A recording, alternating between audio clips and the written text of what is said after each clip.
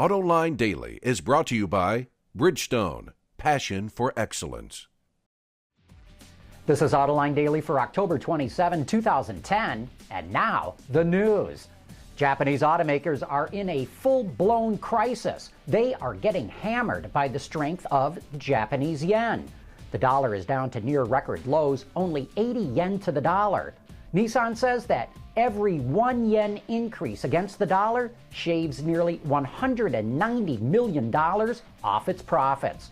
Of course, it wasn't all that long ago when the yen was going in the other direction, and Japanese automakers were racking up record profits. In fact, I remember back in the early 80s when the yen was at $2.25 to the dollar, and American automakers were at a massive cost disadvantage.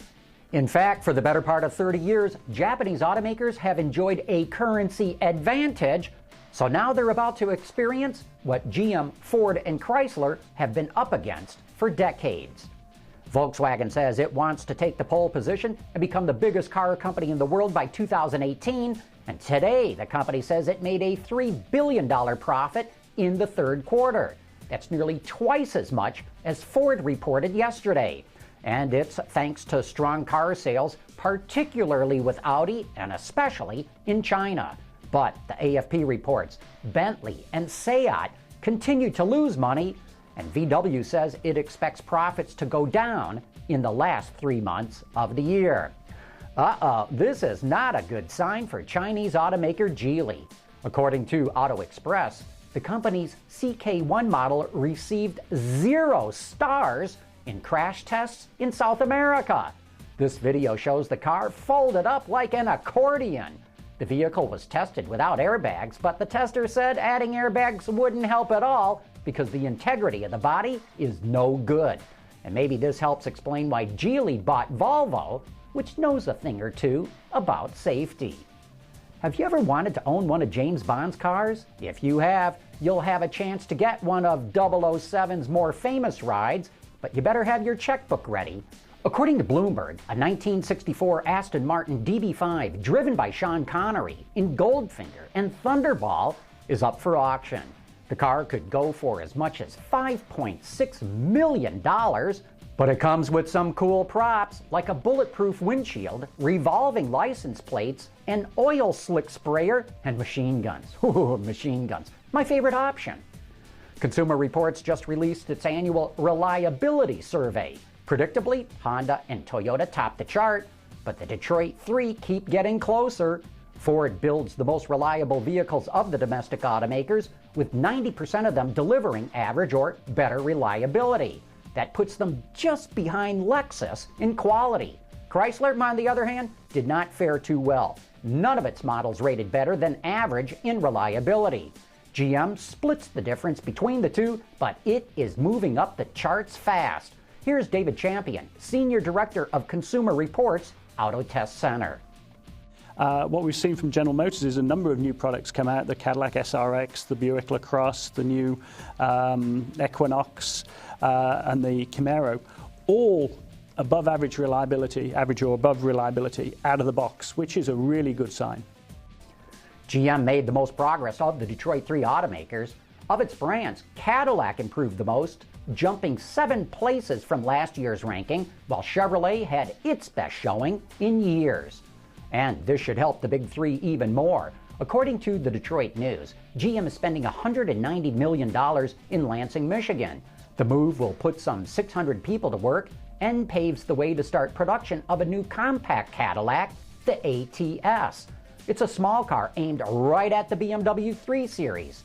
With our rear-wheel drive layout, it has perfect proportions, which could make it a strong global seller, unlike Cadillac's previous compact sedan, the BLS, which failed dismally in Europe. The Detroit Free Press reports that Chrysler is investing $850 million in its Sterling Heights, Michigan facility to upgrade its body and paint shops. Sounds like it's getting ready to start production of the new 200. The company is also putting $150 million in its Dundee engine plant to build Fiat-designed 4-cylinder power plants. Like Chrysler, Ford's also investing $850 million in Michigan. It's upgrading several facilities so it can build more 6-speed automatic transmissions to make good on its promise of having them in 100% of its vehicles by 2013. And I would add, all those investments will translate into thousands of more jobs. Coming up next, it's going to be time for You Said It. Introducing Bridgestone's third generation of run-flat tires with groundbreaking new Bridgestone technologies. Bridgestone run-flat tires offer improved ride comfort, lower rolling resistance, and improved wear while giving you the peace of mind and comfort you need. One of the ways we're looking at delivering this show is via YouTube. In fact, Autoline was just invited to become a YouTube partner. So we asked you to let us know if they block YouTube at work. Juan Barnett, who calls himself Ledge Geek, wrote in to say, "My workplace, the Pentagon, does not block YouTube. As much as I like looking at John, Peter, and Jim, I find it easier to listen via Stitcher." And of course, he's referring to how you can use Stitcher to listen to Autoline on your smartphone. Dave in China wrote in to say, "I used to live in New Jersey, but if you move to YouTube, you will be blocked. China does not allow YouTube in the country. Not sure how many other people are in China watching your broadcast almost daily, but I know I am one." Thanks for that feedback from China, Dave. And actually, we've got a decent and growing number of viewers there. And finally, Tom wrote in to say, "John, we are not blocked, and as a college instructor, I often use Autoline as a teaching aid." Tom, thanks for that. I love the fact that Autoline is helping students learn more about the automotive industry. So the bottom line here is you can now watch Autoline Daily and our other programs on YouTube. But since enough of you would be blocked if we migrated there, we're going to offer you both ways to get the program, here on our website and on YouTube. Oh, and on Stitcher. Hey, don't forget to tune in to Autoline After Hours tomorrow night at 7 p.m. Eastern. Join me and that rambunctious auto extremist Peter DeLorenzo for some of the best inside information of what's going on with cars and the people who make them.